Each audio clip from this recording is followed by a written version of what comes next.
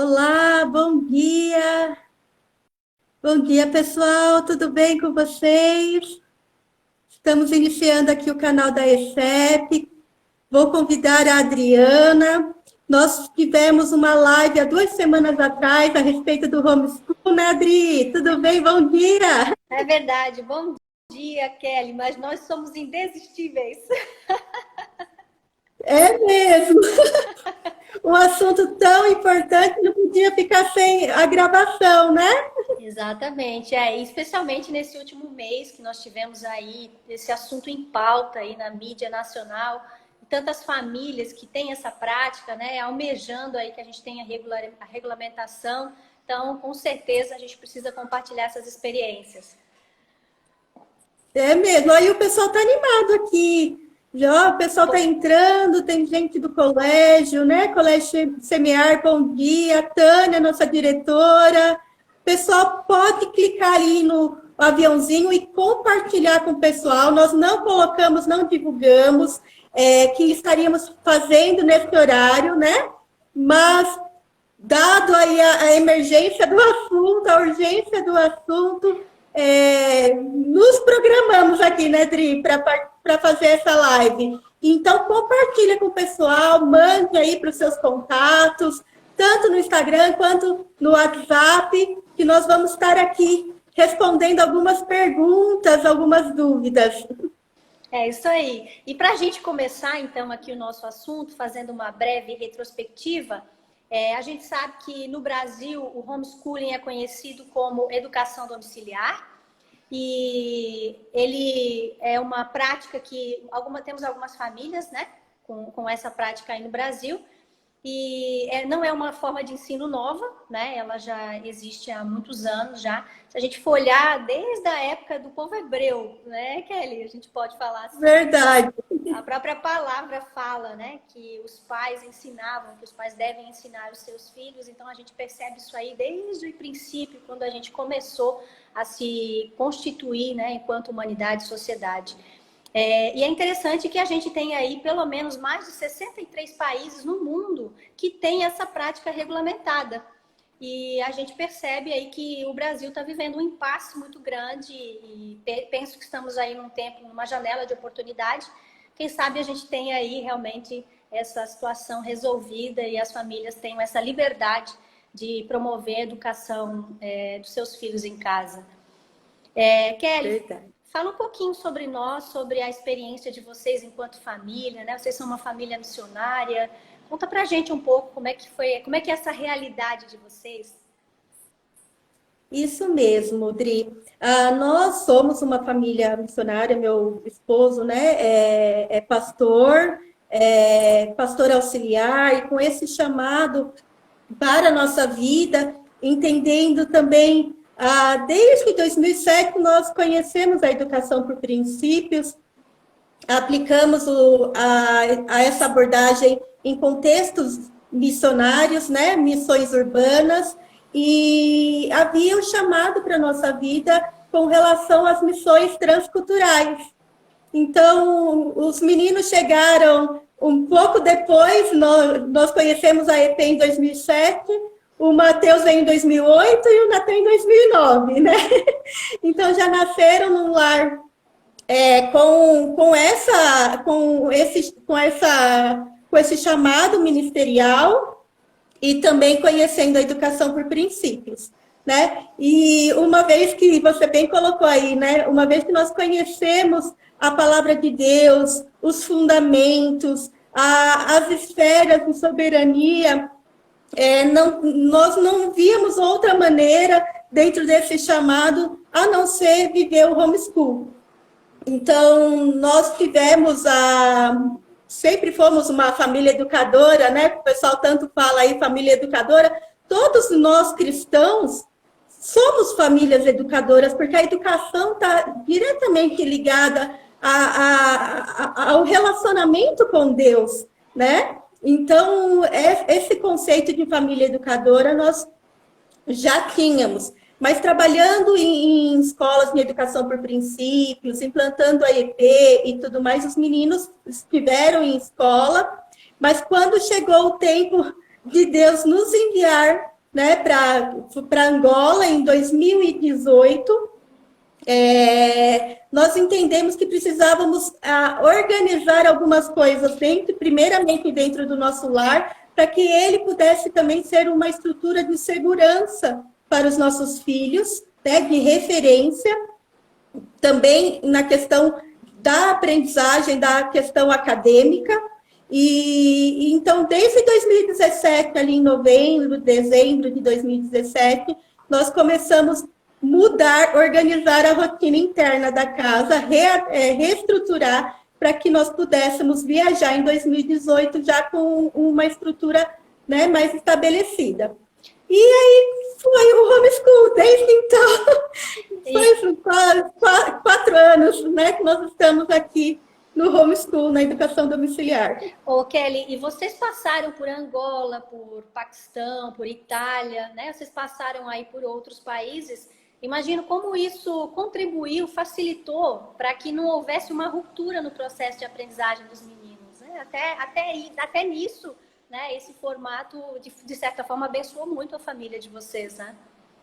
Foi providencial, porque eu lembro que nós chegamos o ano passado na Itália, e nós chegamos dia 26 de fevereiro, dia 3 de março deu lockdown, na mesma semana, assim, né? Nós chegamos na quarta-feira, na segunda-feira deu aquele lockdown, que foi aquele ápice. E aí nós tínhamos a rotina, ela era tão estabelecida, que nós só fomos ter noção do que estava acontecendo de fato 2, 3 meses depois, né? Porque a rotina da casa funcionava da mesma forma. A única questão que nós sentimos ali no início foi porque nós não podíamos fazer os estudos no meio, né? Sair, visitar, que foi mais a questão externa da casa. Mas a questão interna da casa, ela estava bem estabelecida, demorou para a gente cair a ficha, né? Eu falo assim, quando o pessoal estava todo parando de estudar, os meninos tiveram um ano muito produtivo de aprendizagem, em nível acadêmico, em todos os níveis, assim, foi um tempo muito bom para nós, né? Então, graças à educação domiciliar, eu vejo que não foi diferente com as escolas de AIP também, né? Porque esse trabalho de aliança com a família e o pai se enxergando dentro do processo em aliança com as famílias, nós temos vários testemunhos, né? Porque é um princípio, é uma característica, né? Da família cristã. É verdade. E, Kelly, por que você acha que nós temos tantos pais procurando ensinar os seus filhos em casa? Atualmente, né? Assim, é importante falar que dentro do contexto do Brasil, em 2018, 17, na época que eu iniciei, nós éramos cerca de 8.000 famílias. Esse número, com a pandemia, foi assim, aumentou muito, né? Hoje tem mais de 15.000. Então, é uma população aí bem numerosa, né? De filhos e tudo mais. Eu não acredito que todos que nesse tempo de pandemia optaram pela educação domiciliar vão continuar. Porque, afinal, né, são muitos aspectos dentro da família que precisam funcionar ali para ter sucesso. Né? Não são todas as famílias que vão optar por isso, de forma alguma. Eu acredito que é um período mesmo. Muitos pais, pelo que eu acompanho, aqui eu tenho um canal, chama Cultura do Lar, o que eu acompanho, que eu tenho conversado com as famílias, muitos enxergaram seus filhos, né? Tiveram aquele choque, porque eles pensavam que estavam ali dentro da escola, que o professor vai dar conta de 100%, né? E aí eu acredito muito nesse impacto quando ele viu o seu filho como que estava o desenvolvimento integral, não só acadêmico, mas integral mesmo, o espiritual, o emocional, o caráter, né?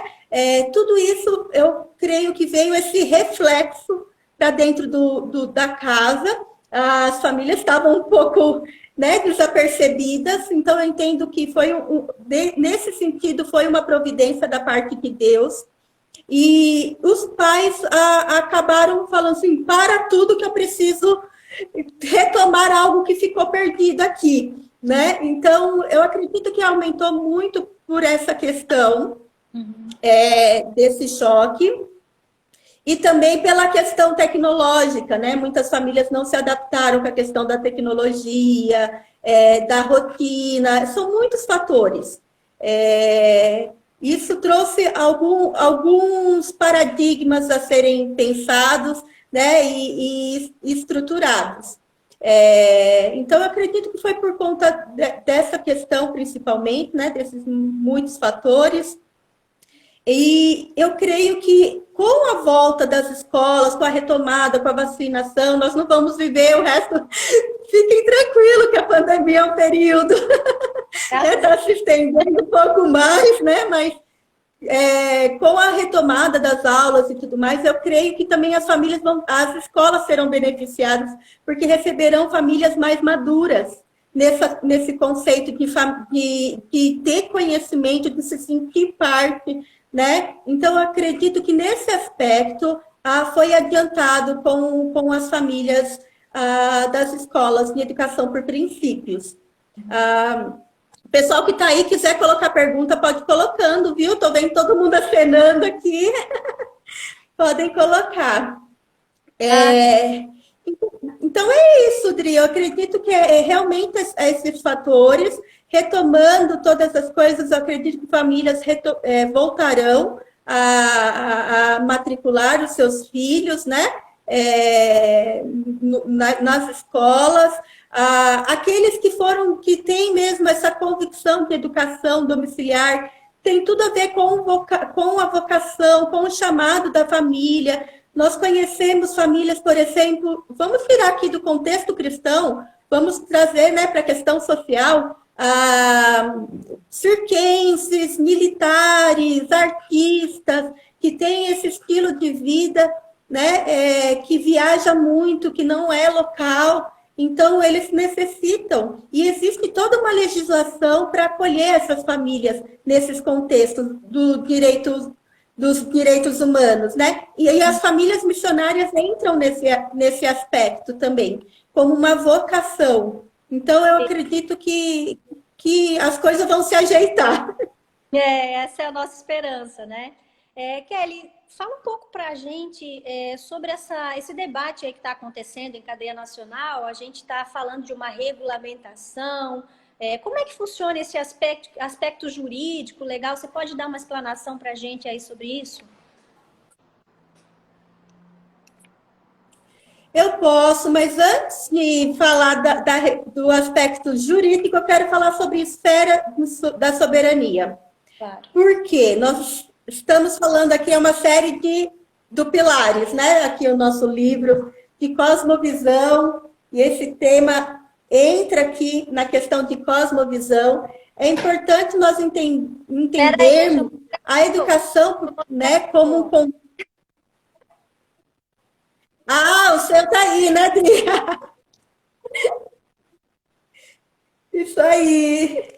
Pilares, fundamentos de cosmovisão bíblica nas civilizações.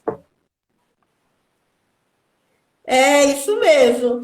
E o Pilares ele vai falar a respeito do que é educação, né? O teste Peirce, que é política, economia, educação, religião e questões sociais, né? Ele vai ter um capítulo só para falar de educação. E como nós temos essa perspectiva bíblica, a educação ela vai muito além do aspecto apenas acadêmicos, né? O conceito de educação acadêmica, como é colocado aí, homeschool, né? É uma escola dentro de casa? Não é bem isso, né? Educação domiciliar, conceituar essa palavra dentro da perspectiva bíblica vai trazer muitas respostas para nós, né? Então, eu gosto muito de um termo aqui que o Paul Gelli coloca a respeito do que é educação. Educação, ele vai muito além de ensinar a educação, ela vai muito além de ensinar dentro das questões acadêmicas. Ele vai falar que a educação é o lar é o centro vital da educação, né? Que a educação ela vai ensinar, primeiro, conhecer a Deus, ter um caráter cristão, ensinar virtudes e princípios de honra. Então, nesse aspecto, ele foge ali de uma estrutura do que nós temos aqui de sala de aula apenas e se torna, a nossa sala de aula se torna a vida, né? Então, ele é um sentido muito mais amplo. Nós também temos aqui, nós como ESEP, nós conceituamos a educação como, tem até uma live aqui com a doutora Gray, né, que foi feito com o André Lima, e a educação, que fala a respeito dessa educação, a educação está ligada a 2 Timóteo 3,15, né? Toda palavra é inspirada para ensinar, para treinar, redarguir, corrigir, para colocar no caminho que a criança, né? Treinar a criança em virtudes, em caráter, para que ela seja apta a cumprir as boas obras, né? A sua vocação. Então, assim, conceituando rapidamente o que é educação, daí nós vimos em quais ambientes essa educação deve acontecer. Como que Deus estabeleceu para que a educação acontecesse, né? A primeira instituição que foi estabelecida por Deus foi a família. Então, como a Adriana bem colocou aqui, desde o início ali no povo hebreu, Deus estabeleceu a partir de Abraão, né? Em que serão benditas todas as nações da terra, a partir da família. Então, a família como esse primeiro lugar educacional. E depois vem a igreja, né? Como esse comissionamento que Deus dá, que Jesus dá à igreja de ir por todo mundo, né? Pregar o evangelho, ensinando a guardar todas as coisas. Então, o ensino, a educação está relacionado também nesse comissionamento da igreja. E no próximo esfera, nós podemos ver a própria nação sendo essa regulamentadora para que haja um ambiente de liberdade, um ambiente de segurança, para que o evangelho, as boas novas possam acontecer, para que essa estrutura que Deus estabeleceu, essa deliberação da parte de Deus possa acontecer. Pessoal, a Adri saiu aqui, eu vou chamá-la novamente, tá bom? Só um minutinho. Quem quiser fazer perguntas, fique à vontade. Vocês estão acompanhando aí? Manda o aviãozinho para o seu amigo. Se você está gostando, mande perguntas. Vamos ver a Adri entrando aqui. Ok. Então, eu vou continuar aqui, né, falando a respeito disso. E que momento que vai? Já falei da instituição família, falei da instituição igreja e da nação. E como que a escola entra nisso? A escola ela é instrumento de Deus para restaurar. Toda vez que você observa na história a escola entrando, o sistema de escola que nós conhecemos foi dado por Deus, gente. Não foi, né, não foi Estado, não foi nada disso, foi dado por Deus. Nós podemos ver lá na história, a partir de Esdras, quando o povo volta, né, a Jerusalém a reconstruir os muros de Jerusalém, depois de um período de exílio, Esdras estabelece um sistema de ensino dado por Deus para restaurar princípios que os pais deixaram de ensinar aos seus filhos. Então, ele vai ensinar tanto a família, quanto os sacerdotes, os vocacionados. Ele vai criar um sistema de ensino junto ali com Neemias. Então, a escola, ela vem nesse papel de restauração daquilo que ficou perdido, daquilo que Deus deu ao seu povo. Então, ela vai atender todas as esferas. Ela é um instrumento, gente, escola é um instrumento fantástico. E é tanto que, vendo isso, né, esse aspecto de restauração, esse aspecto do povo de Deus, esse instrumento na mão, ali na Reforma Protestante, como um instrumento de propagar, de ensinar, né, de educar a ação, foi constituído tão pouco tempo de história humana a escola compulsória, a escola obrigatória, né? Mas nós podemos ver aí na história que isso nem sempre foi assim. Então, é uma ferramenta da parte de Deus. Cada escola, ela vai atender a família, ela vai atender a igreja e ela vai atender a nação. Então, tem uma responsabilidade. E aí, nós chegamos na resposta aqui, entendendo toda essa concepção, o Brasil, se você olhar a história do Brasil, a parte judiciária do Brasil, faz tão pouco tempo que existe a escola compulsória, né, a escola obrigatória, ainda está sendo implantado, né? Nós vimos aí a discussão da BNCC, ainda está em processo de implantação e tudo mais dessa legislação. E quando houve isso, se perdeu a questão das famílias, né? Claro que por contextos políticos, por questões intencionais, por quererem destruir mesmo a família, porque destruindo a família, eu destruo a liberdade, eu destruo o aspecto da vida, da propriedade, né? Então, nós sabemos que existem batalhas acontecendo nesse âmbito, e quando acontece isso, a nossa Constituição, e ainda mais pela parceria, pela aliança com os direitos humanos, né, quando o Brasil assina, ela prevê esse aspecto da soberania da família também no ensino. Contudo, ela não é regulamentada. Então, ela é legal, isso foi votado no STF, né? Ela é um direito natural da família, porém não houve uma regulamentação, que é o que está sendo construído agora, né? Se você olhar dentro do portal do MEC, nós podemos ver uma nota oficial dentro do portal do MEC. Você coloca assim no Google, pesquisa lá, Educação Domiciliar MEC. Você vai ver a nota oficial do MEC, falando que o presidente assinou o projeto de regulamentação da educação domiciliar, e que isso vai acontecer em 2 âmbitos.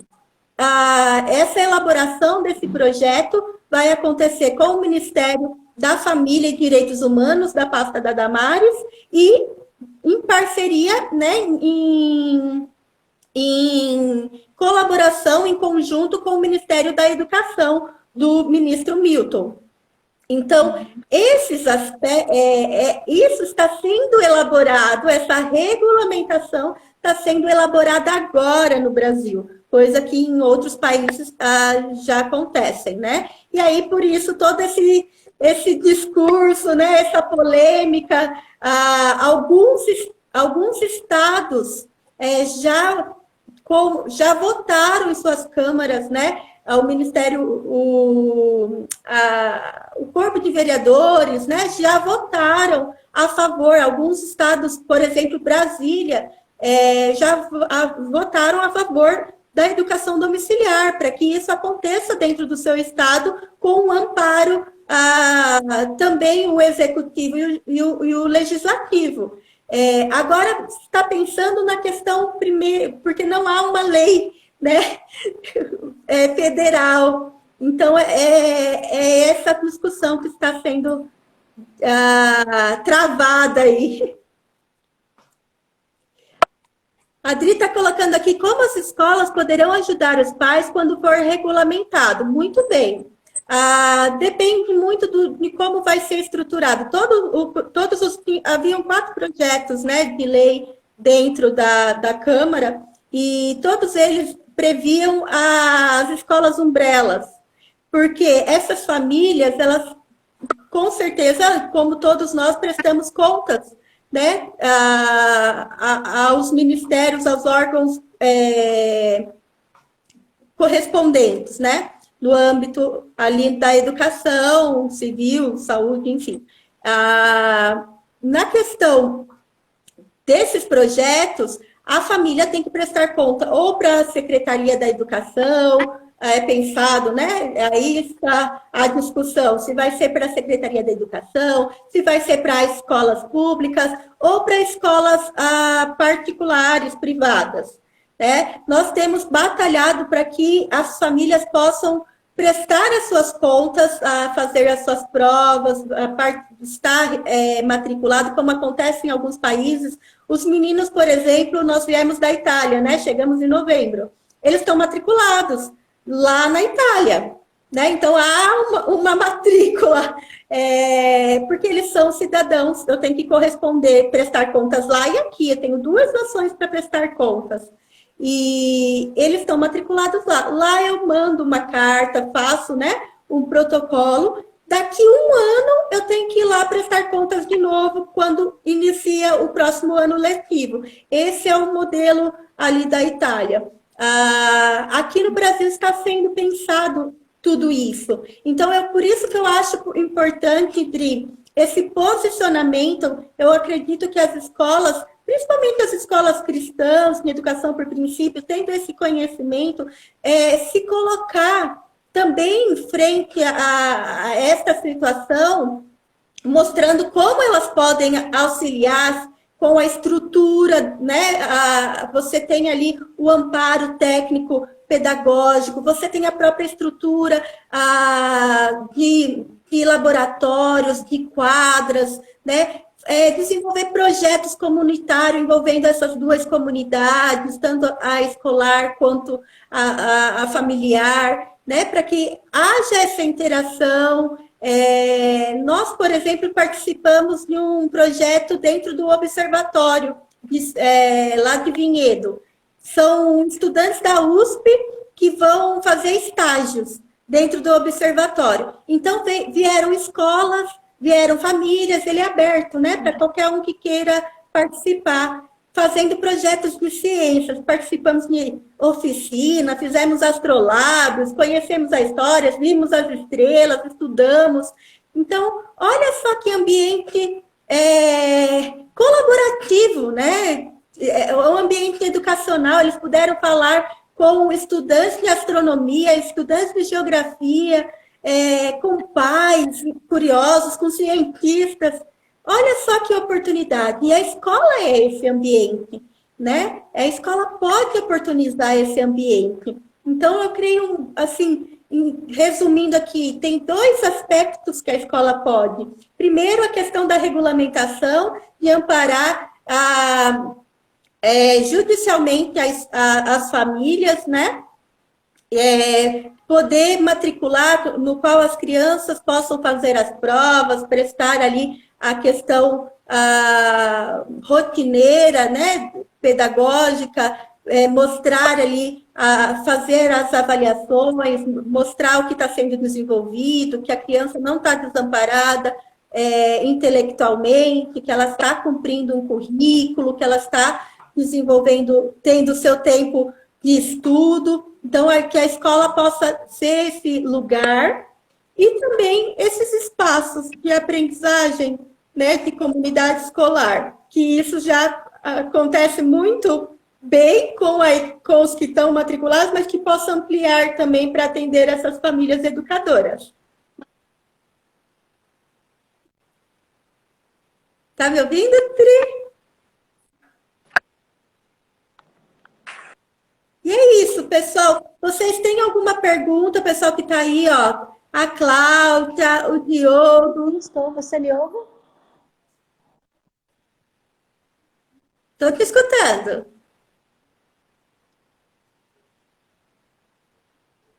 Sim. Na EP, a Adri aqui está com, né? Ela está postando as perguntas no chat. Na EP temos a abordagem tutorial, que é essa avaliação contínua, né? Dentro do processo. Como o ensino domiciliar favorece o processo de ensino-aprendizagem. Eu acho que eu citei bastante aspectos aqui. Quando você tem a família dentro do processo, você não ensina só naquele período formal. Mas, por exemplo, eu vou colocar aqui uma situação da nossa própria casa para demonstrar, para responder essa questão do ensino e aprendizagem. Eu e os meus filhos, nós fomos passear na casa da avó, no interior de São Paulo, interior de São Paulo, né?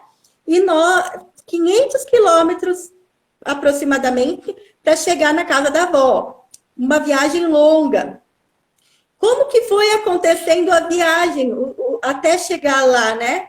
Nós fomos vendo o tipo de solo, o tipo de clima, olhando para as paisagens, vendo a vegetação, como que ia mudando. Nós atravessamos o estado de São Paulo, como que isso ia acontecendo, né? Eu já fui fazendo perguntas de reflexão, coisas que nós havíamos estudado a matéria no momento formal, nós fomos perguntando. Passando o período de geografia, nós fomos fazendo cálculos matemáticos. Então, eu fui colocando lá, olha lá a plaquinha do quilômetro, que quilômetro nós estamos? Quanto tempo, foi fazendo os cálculos, né? Quanto tempo você acha que nós vamos chegar em tal quilômetro se eu estou andando aqui a 90 quilômetros por hora? Pensa aí um raciocínio lógico. Não sistematizei cálculos de velocidade, nada, mas eu simulei o raciocínio lógico. Vai calculando aí. Olha, agora a mamãe está dirigindo a 80 quilômetros por hora. Quanto você acha? Quanto tempo nós vamos chegar até tal cidade? Faltam tantos quilômetros para chegar na cidade. E assim nós fomos utilizando aquele momento de viagem para ensinar, para perguntar, né, para fazer cálculos. E o que nós vamos fazer na casa da vovó? O que você está sentindo? Aí vai fazendo perguntas, né, vai conversando no dia a dia, né?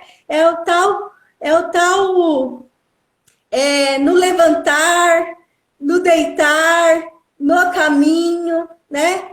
Isso é a educação domiciliar, isso é a abordagem tutorial, vendo todos esses aspectos. E eu gostaria, Adri, assim, de deixar uma mensagem aqui, meditando, né, a respeito de tudo isso. Eu gostaria de deixar uma mensagem que está em Isaías 58, 12, que fala assim: os teus filhos edificarão as antigas ruínas, levantará os fundamentos de muitas gerações e será chamado reparador de brechas e restaurador de veredas, para que o país se torne habitável.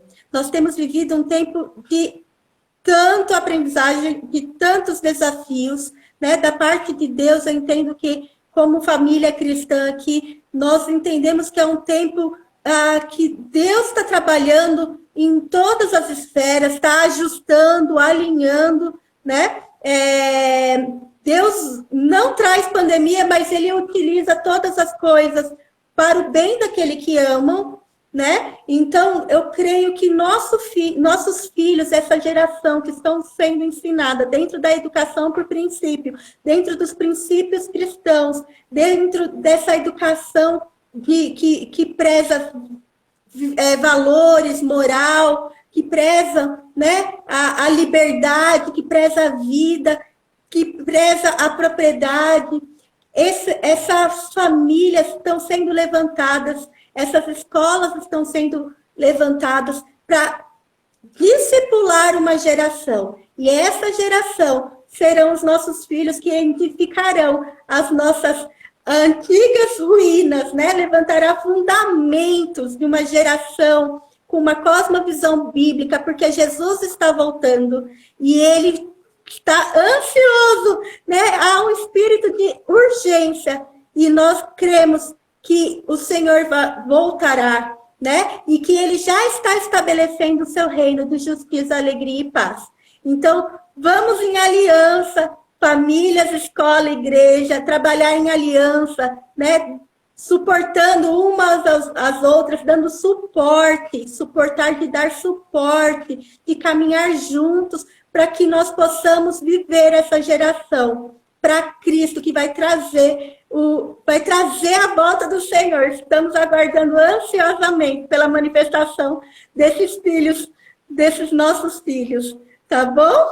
Então, é uma alegria poder compartilhar um assunto tão pertinente, estar com você aqui, Dri, e todos vocês. Um beijo, viu, pessoal? Compartilhe a live e compartilhe as demais também. E não deixe de entrar no nosso site, aefep.org.br/pilares, e fazer o teste de Cosmovisão, e comprar o seu livro e adquirir o curso para o próximo semestre, que desse semestre, ó, já encerrou. Só o próximo, tá bom? Deus abençoe a todos. Tchau, tchau.